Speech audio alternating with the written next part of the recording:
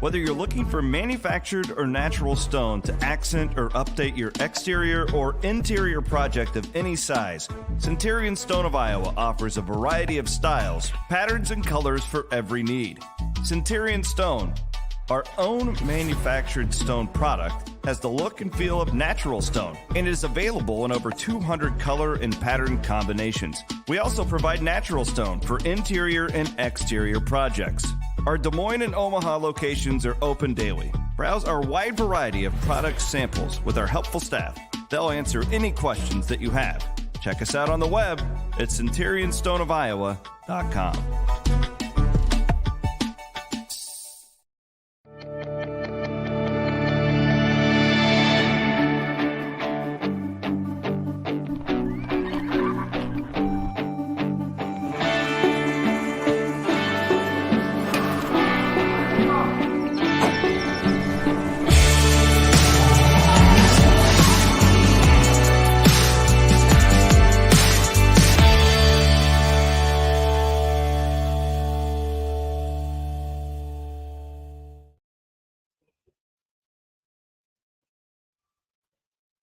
All right, what's going on, guys? Welcome to halftime up here at Jack Trice Stadium. It's 14-3.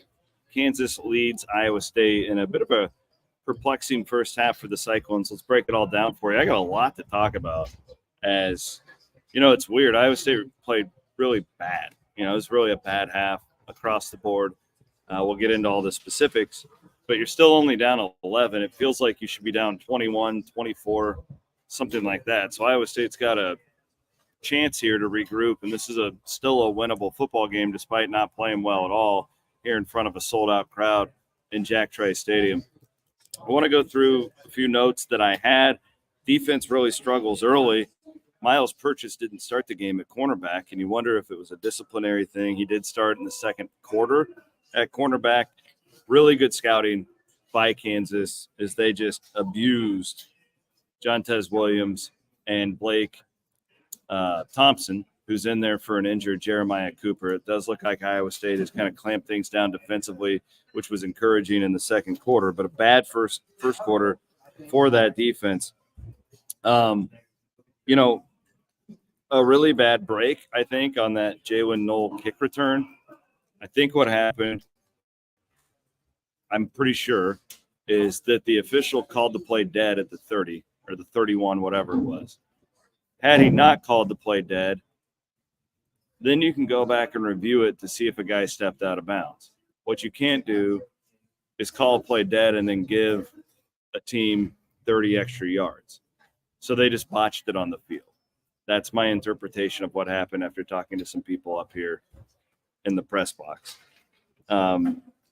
Little concerning, the offense, so looks really conservative, really looked to me like the first 3-4 weeks. Play calling wise for Iowa State. I don't know why. I don't know if it's you look at Kansas's offense and you say we were going to try and grind this thing out and shorten the game. I don't know what their mindset was, but it really looked like that early. You know, one example I thought was after that kick return, you're at the 31-yard line, and it's like, take a shot, right? And instead they just run it up the middle for one. They really kind of a disappointing as far as that goes. Not the identity that you've seen from this team over the last 3 weeks during that winning streak. But again, you're still, you know, still in this football game. You feel like Iowa State can still do this with a big play or two down the stretch. We'll get into more specifics here. I think on the pick six, was, again, one of the Kansas scores. The defense, 2 missed field goals, so they got a break there. But one of the scores was on Iowa State's offense. I think Higgins ran the wrong route. But the problem is we've seen a couple times now miscommunications between Rocco Becht and the receivers. So just sloppy, a really sloppy game. You had a roughing the passer. There was a bad PI call, whatever. Not going to eat their lunch for that. You had not all the guys were set on a big third down play. It's just been really sloppy. And, hopefully that cleans up in the second half. Doesn't look like the offensive line's getting the, Rocco's been under more pressure in the first half tonight than he has been all season long. Where are we at? Let me get my stats up here, everybody. Appreciate you all watching, hanging out at home. Iowa State up to 4.2 yards per play. So the defense really did clamp down there in the second quarter, which is good to see. Iowa State has run the football 14 times to 15 passes, so you're really pretty even there. Rocco Becht has been fine, 10 of 15, but, the pick 6. But, I'm going to put that more on the combo between him and Higgins. I think Rocco thought he was running a post and Higgins ran a curl is what it looked like to me. We'll have to ask Matt Campbell about that one after the game because that would be my uneducated view of what happened. But, again, you get the big special teams play and you get nothing out of it, right? Like that's even if it's at the 30, man, that's just phenomenal field position. You got to get something out of that. Iowa State comes up empty, and that's been the feeling of this game. And I'm guessing if you're a Kansas fan watching this thing right now, you kind of feel the same way. You feel like you should be up by way more than 11 points. I think that's the situation. So, man, what a weird call there at the end. Iowa State still gets the field goal. They called that a fumble on the field. I don't have a ton of faith in this officiating crew after this first half, but nonetheless, Iowa State's just got to play better, right? They got to play better, and I hope that they'll come out and open this thing up in the second half. They're certainly going to have to, playing behind. Kansas gets the ball to start the third quarter. Again, so we're going through the situation. Jeremiah Cooper's out. That was my fear all week, is that Iowa State would struggle if that was the case. But they really clamped down better on, you saw, Miles Purchase hasn't had a great year, but he's got a tough job because you don't want to throw at TJ Tampa much, right? So you get more balls that way. But Purchase comes in and it really made a huge difference for that defense. And, man, that was really unfortunate that he was out for the first quarter because that looked like the defense, I thought, remember when they really struggled there with Oklahoma and, at the end of that Ohio game, even Ohio moved the ball, defense looks much, much better. So what do you do in the second half? You got to get a stop immediately. In the third quarter, again, Kansas gets the football. Kansas battling some injuries right now. A couple of big guys go down for them. So that's definitely something to keep an eye on as you go into the third quarter. But Iowa State's just got to open it up. I'm telling you, it was too predictable.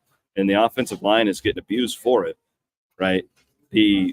Jeff makes a great point, and kind of what I was just alluding to. Both of the Kansas corners are banged up right now, 3 and 2. 2's one of the best cornerbacks in all of college football. I didn't see if he came back in. Aiden, did you see if Kobe Bryant came back in? We'll have to take a look at that for you guys. But you got to spread it out. You got to spread it out. Iowa State's not running the ball terribly. I guess they are. 2.3 yards.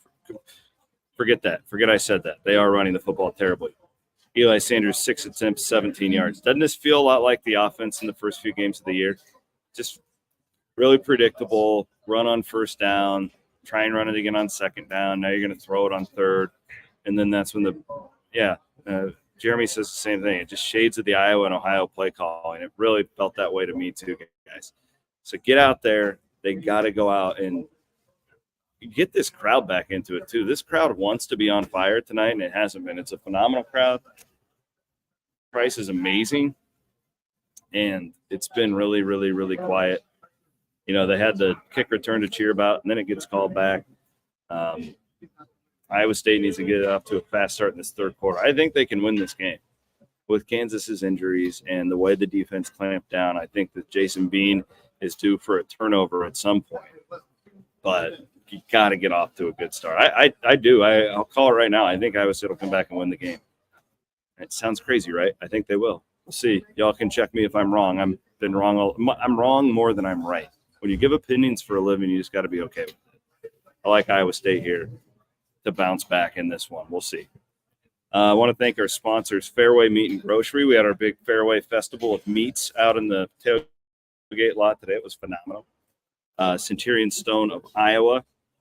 Got a Centurion Stone fireplace in my living room, and Carl Auto Group as well. See my Carl Auto Group, my Carl Chevrolet Silverado with the Cyclone Fanatic stuff all over it. Let's get after it. Oh, Tony, don't do that. Don't make bets on my analysis. That's a bad life decision, Tony. Just enjoy the game. Have fun, guys. Thanks for watching. Appreciate y'all. Couldn't do it without you guys. And we'll be here after the game for postgame. Enjoy it. Fun to play meaningful November football in Jack Trice Stadium. Take care.